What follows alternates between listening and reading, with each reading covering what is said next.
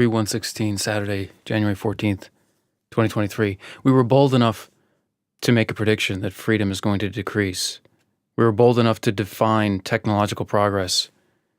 We were bold enough to talk about visions of loss of freedom. We haven't defined our terms yet, but we should be bold enough, shouldn't we, to talk about when the bad things happen, right? We should be able to do that. Feels like we should be able to do that. Like if we're saying we got to make decisions, we're going to have to, our beliefs are going to affect whether or not we go along with the changes in the amounts of freedom that we have.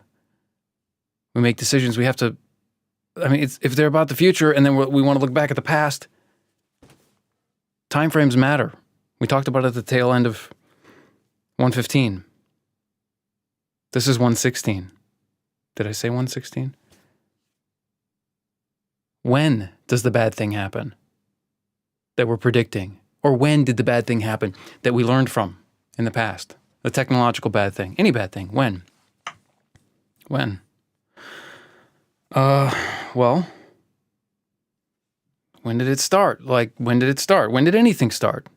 Well, it started, clearly it started on January 14th, the bad thing.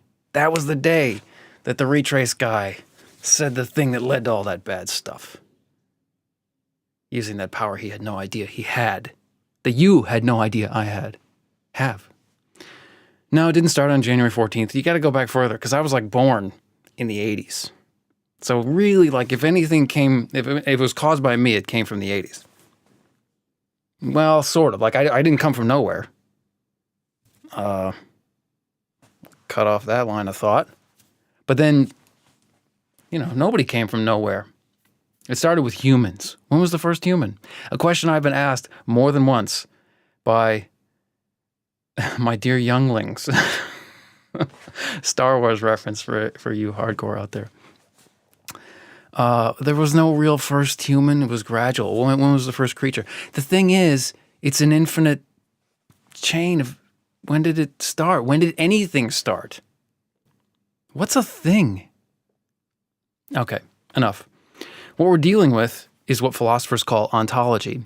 And I'm going to solve it for you. No, I'm not. I was just kidding. You know how crazy that is that I said that. I'm not going to solve ontology. And this is going to be a short segment because I'm not going to solve ontology. The point is it's very hard to pick out a point in time when something starts and when it stops, which it first leads you to the question of time, what the hell is time? And then how does causality work? But then it's if we're talking about time, it's different from space. Oh, well, what's space? Well, yeah, it's the stuff that's not the objects. Well, what are the objects? Well, it's the stuff that's not the space. Do we have free will?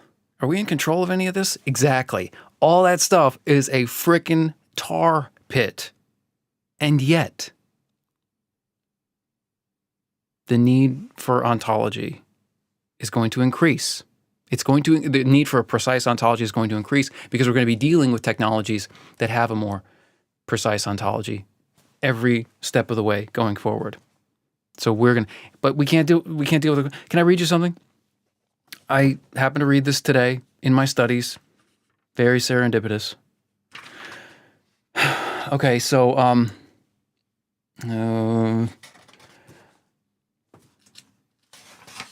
ontology. Well, first I'll read you the Wikipedia definition of ontology just in case you're not quite with me.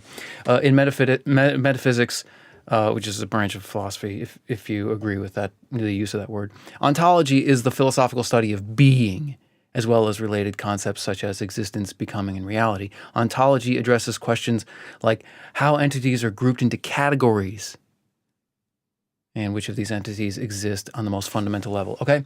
I think of it, but being, I hate that. The continental people use, being and time and being qua being. I hate that stuff. I hate it. I just think of it as what is?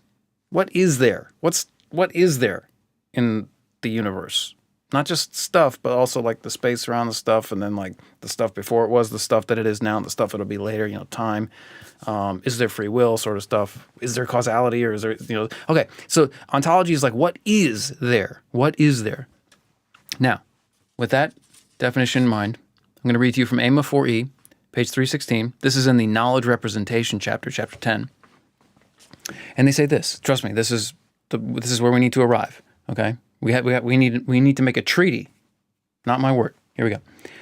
We should say up front that the enterprise of general ontological engineering has so far had only limited success.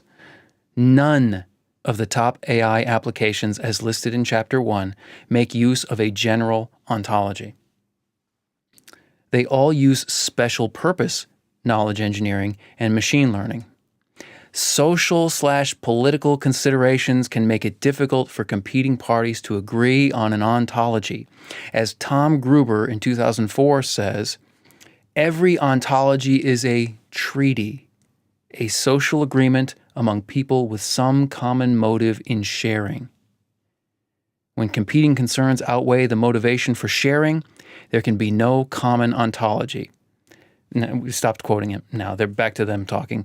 When competing concerns outweigh the motivation for sharing, there can be no common ontology. The smaller the number of stakeholders, think winners and losers, the smaller the number of stakeholders, the easier it is to create an ontology, and thus it is harder to create a general purpose ontology than a limited purpose one, such as the Open Biomedical Ontology, Smith et al., 2007, etc. That is pregnant with significance. Like, that passage is just, holy crap, hit me more than once like a ton of bricks. We are not going to be able to settle what time is, what space, what matter, what causality, what free will are. Not right now. No one, and they've been working their butts off. Like, they talk about it as well in Chapter 10 and in the bibliography for Chapter 10. A lot of people have worked on this. They haven't cracked it. Let's leave it at that. So that means when we talk about the bad thing happening in the future, the bad technological thing that we're trying to avoid, or the bad thing that happened in the past, we actually don't have the philosophical foundations that we need to even have that conversation.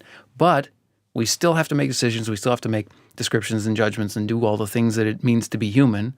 We can't just surrender to a philosophical problem just because we haven't solved it yet. But man, treaties and the fewer the number of stakeholders, gosh, it just makes me think about the game. Winners and losers. Why do you make a treaty? Why do you make an ontological treaty? You have to have some common motive in sharing. Some common motive in sharing. And then that's quoting Gruber, and then back to the AMA guys. When competing concerns outweigh the motivation for sharing, there can be no common ontology. They just declare that. Now, I'll defer to them. But the smaller the number of stakeholders, the easier it is to create an ontology. Think about that. The computer control people, the insiders, by some definition, the smaller the number of them who cooperate, the easier it is to make an ontological treaty. And what does an ontological treaty enable? It enables AI. It enables knowledge representation. It enables work to be done. Work to be done. If you can't agree on what things there are or what categories or blah, blah, blah, you're going to be sitting in the philosophy department doing squat while the AI people are in the AI department about to make you go squat. I don't know what that means. Make you go splat. That's it. Okay? The only point I really wanted to make is that it's hard deciding an ontology. And we're not going to do it, but you and me, we got a good thing going on here. We'll make a treaty. Every time we need to make a treaty, we'll make a treaty. That's it. Re116, signing off.